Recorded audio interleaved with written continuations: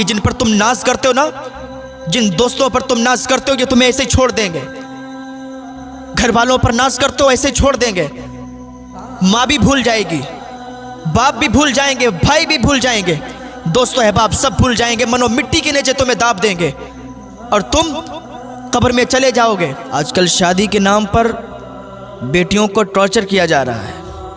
ہم کہتے ہیں دھتکار کے بھگانا چاہیے ایسے لوگوں کو جو آپ سے جہیز کی ڈیمانڈ کریں، ذلیل کر کے بھگائیں ایسے لوگوں کو جو آپ سے جہیز کی ڈیمانڈ کریں۔ ہاں، معاشرے کو بگاڑ کے رکھ دیا ہے کچھ لوگوں نے۔ کوئی کہتا ہے مجھے بلٹ چاہیے، کوئی کہتا ہے مجھے 4 ویلر چاہیے، کوئی کچھ مانگتا ہے، کوئی کچھ مانگتا ہے۔ کئی تو ایسی شادیاں ہیں جو دروازے سے لوٹ جاتی ہیں۔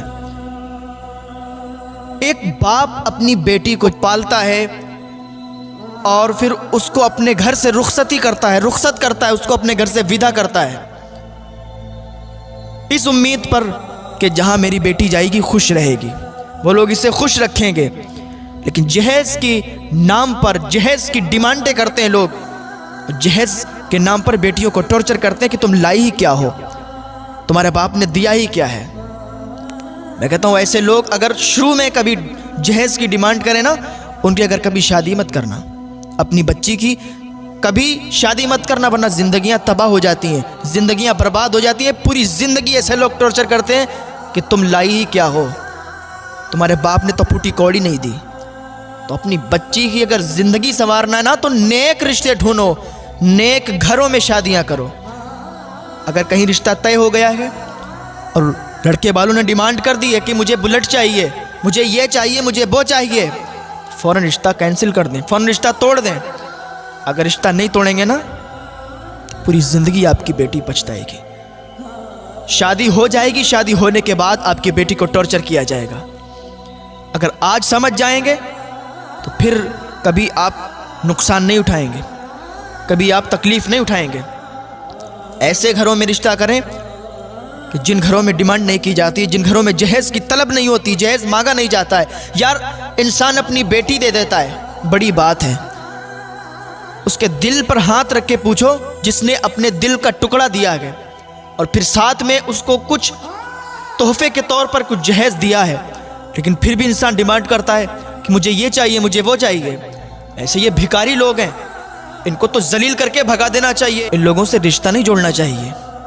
اگر آپ ایسا کرتے ہیں، کہیں رشتہ کرتے ہیں، وہاں سے ڈیمانڈ آتی ہے، پھر بھی آپ اس کی ڈیمانڈ پوری کر کے اور اپنی بچی کی وہاں شادی کرتے ہیں، تو آپ خود اپنی بچی کی زندگی برباد کر رہے ہیں، اور معاشرے کو بگاڑنے میں کہیں نہ کہیں آپ کا ہاتھ ہے۔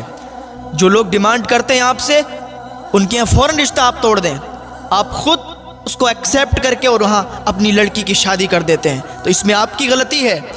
معاشرے کو ہم سب کو مل کر سدھارنا چاہیے۔ ہم سب جب مل کر ساتھ دیں گے نا، معاشرہ سدھرے گا، اور ایسے بھکاریوں کا اس معاشرے سے ہم لوگ بائیکاٹ کریں گے جو جہیز کے نام پر بیٹیوں کو ٹارچر کرتے ہیں۔ اور الحمدللہ ہم سب آپ کے ساتھ ہیں، ہر موڑ پر آپ کا ساتھ دیں گے۔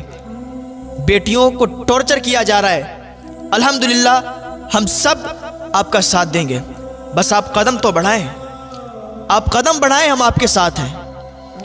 اور جب یہ معاشرے سے یہ برائی ختم ہو جائے گی، جہیز نام کی چیز ختم ہو جائے گی، تو جو بیٹیاں بیٹھی ہیں نا، 40 سال 50 سال کی بیٹیاں بیٹھی ہوئی ہیں، لڑکیاں بیٹھی ہوئی ہیں، رشتے نہیں آ رہے، شادیاں نہیں ہو رہی، کیوں؟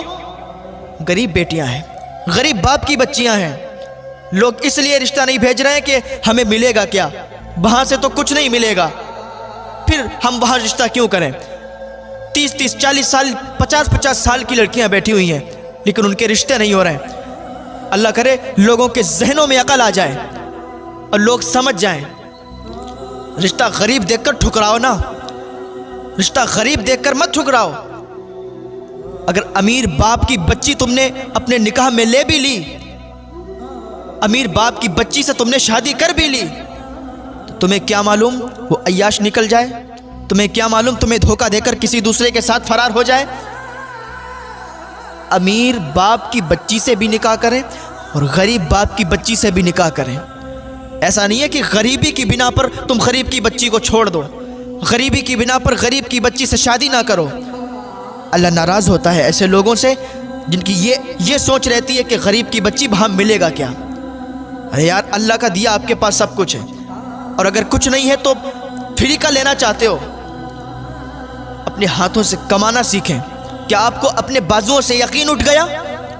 کیا آپ مرد نہیں ہیں جو اپنے ہاتھوں سے کما نہیں سکتے، جو آپ محنت کر کے کما نہیں سکتے، اپنے بیوی بچوں کو پال نہیں سکتے، جو آپ جہیز کی ڈیمانڈ کرتے ہیں؟ کیا آپ کو اللہ پر بھروسہ نہیں ہے؟ وہ رب جو سمندر میں موجود مچھلیوں کو رزق دیتا ہے، کیا وہ آپ کو رزق نہیں دے گا؟ اور معاشرے میں یہ بہت غلط بات ہے کہ اگر 3 بیٹیاں ہو گئیں تو بیوی کو تانا مارتے ہیں لوگ کہ تو نے 3 بیٹیوں کو جنم دے دیا، 3 بیٹیوں کی پیدائش ہو گئی۔ اب یہ بتائیں جو 3 بیٹیاں جس کے یہاں ہوئیں یا 7 بیٹیاں جس کے یہاں پیدا ہوئیں، کیا اس عورت کی غلطی ہے؟ کیا اس بیوی کی غلطی ہے؟ آپ بتائیں مجھے۔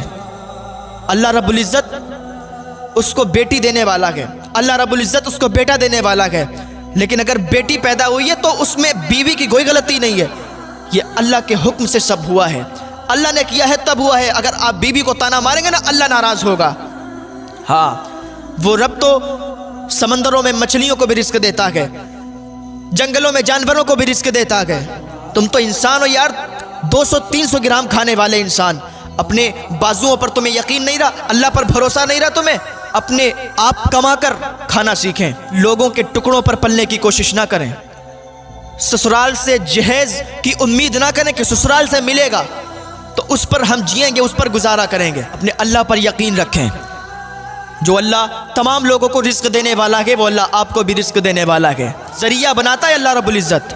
آپ کام کرو گے تو اللہ خود برکتیں عطا فرمائے گا، آپ امید ہار بیٹھو گے تو پھر کچھ نہیں ہو سکتا ہے۔ اللہ پر یقین رکھیں، اور اللہ پر یقین رکھیں گے تو اللہ آپ کو بھی عطا فرمائے گا، اللہ آپ کو بھی دے گا۔ تو سماج سے جہیز کی بیماری کو ہم سب کو مل کے ختم کرنا ہے۔ یہ جہیز کی بیماری ختم ہو جائے گی تو جو بچیاں بیٹی ہیں ان کے بھی نکاح ہو جائیں گے، جو بچیاں بیٹی ہیں ان کی بھی شادیاں ہونا شروع ہو جائیں گی۔ میرے بھائیو اللہ کا خوف کرو، تمہیں مر کے جانا ہے۔ آج انسان جہیز کے پیچھے لڑائی کرتا ہے، انسان زمینوں کے پیچھے لڑائی کرتا ہے کہ وہ تیری زمین ہے یہ میری زمین ہے۔ یاد کریں آپ کے پردادا کے پاس بھی وہی زمین تھی، آپ کے دادا کے پاس بھی وہی زمین تھی، آپ کے والد صاحب کے پاس بھی وہی زمین تھی، اور آپ کے پاس بھی وہی زمین ہے۔ آپ مر جائیں گے تو آپ کے بچوں کے پاس بھی وہی زمین آئے گی، زمین کہیں نہیں جائے گی۔ بس ہمارے پاس دستاویز ہوتے ہیں، کاغذ ہوتے ہیں، بس ہم اس کے مالک نہیں ہوتے بلکہ مالک ہوتے ہیں۔ ہاں آج میرے پاس ہے تو کل تمہارے پاس رہے گی، تمہارے پاس تھی تو میرے پاس رہے گی۔ زمین کہیں نہیں جاتی ہے، انسان بدل جاتے ہیں پر جگہ وہی قائم رہتی ہے اور قیامت تک قائم رہے گی۔ اللہ سے ڈرو، اللہ کی حضور بھی حاضر ہونا ہے، مر کے ایسے ہی چلے جاؤ گے، کوئی پوچھنے والا نہیں ہوگا۔ یہ جن پر تم ناز کرتے ہو نا، جن دوستوں پر تم ناز کرتے ہو یہ تمہیں ایسے ہی چھوڑ دیں گے، گھر والوں پر ناز کرتے ہو ایسے ہی چھوڑ دیں گے، ماں بھی بھول جائے گی، باپ بھی بھول جائیں گے، بھائی بھی بھول جائیں گے، دوست و احباب سب بھول جائیں گے، منو مٹی کے نیچے تمہیں داب دیں گے اور تم قبر میں چلے جاؤ گے، اور پھر حساب و کتاب ہوگا، اس دن کیا جواب دو گے؟ اللہ کے عذاب سے بچو اور توبہ کرو اور سماج سے جہیز کی بیماری کو ختم کرو۔